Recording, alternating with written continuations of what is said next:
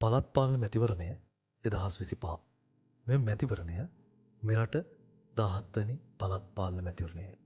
වසර 4ක දුර කාලයක් සඳහා පළාත් පාලන ආයතන 236කට අදාළව සභිකයන් තෝරා ගැනීමට මෙම මැතිවරණය පැවැත්වෙනවා. මහා නගර සභා 28ක්, නගර සභා 36ක් ඇතුළු පළාත් පාලන ආයතන 336කට අදාළව මෙම මැතිවරණය පැවැත්වෙනවා. මෙවර මැතිවරණය සඳහා අපේක්ෂකයන් 8000කට වැඩි සංඛ්‍යාවක් ඉදිරිපත්ව ඇති බව වාර්තා වෙනවා. විශ්ව සමානුපාතික ක්‍රමය අනුව පළාත් පාලන මැතිවරණය පැවැත්වීමට නියමිතයි. කොට්ටාස මට්ටමින් 60%ක් සහ සමානුපාතික පදනම අනුව නියෝජිතයන් 40%ක් තෝරා ගැනීම. ඡන්දය දෙන්නේ කොහොමද? මෙවර ඡන්ද පත්‍රිකාව ප්‍රමාණයෙන් කුඩා හැඩයක් ගනු ලබනවා. පළාත් පාලන මැතිවරණය සඳහා එක් පළාත් පාලන ආයතනයට තරඟ වදින පිළිගත් දේශපාලන පක්ෂවල නම් සිංහල පසේ අකාරාදී පිළිවෙල අනුව ඡන්ද පත්‍රිකාවේ භාෂා තිත්‍රයෙන්ම දැක්වෙනවා. ඡන්ද පත්‍රිකාවේ පක්ෂවල නම් සහ ස්වාධීන කණ්ඩායම්වල නම් වලට ඉදිරියෙන් ඡන්ද ලකුණ මුද්‍රණය කර තිබෙනවා. ඒ ඉදිරියෙන් ඇති හිස් කොටුවේ කතිර ලකුණ යෙදීමෙන් ඔබට ඡන්දය ප්‍රකාශ කළ හැකියි.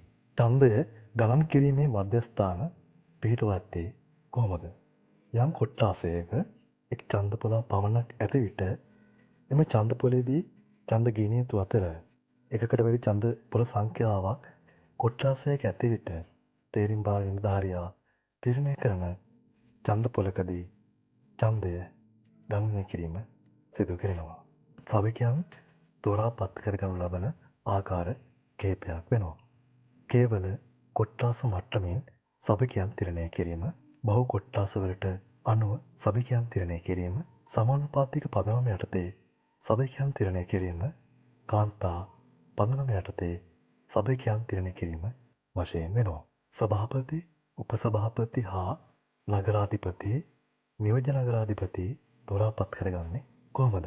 කිසියම් දේශපාලන පක්ෂයක් හෝ ස්වාධීන කණ්ඩායමක් පළාත් පාලන ආයතනයේ මුළු සභික සංඛ්‍යාවෙන් 50%කට වැඩියෙන් ගෙන තිබේ නම් එම දේශපාලන පක්ෂයේ ලේකම්වරයාට හෝ අදාළ ස්වාධීන කණ්ඩායම් නායකයාට මෙම දොර යාම සඳහා පත්කිරීම සිදු කිරීමේ හැකියාව පවතිනවා. එය කිසිදු දේශපාලන පක්ෂයක් හෝ ස්වාධීන කණ්ඩායමක් 50%කට වැඩි සභික සංඛ්‍යාවක් ගෙන නොමැති විට එම පළාත් පාලන ආයතනයේ මංගල සභාවාරයේදී සභිකයන්ගේ ඡන්දයෙන් දුරයන් සඳහා පත්කිරීම සිදු කිරීමේ හැකියාව පවතිනවා.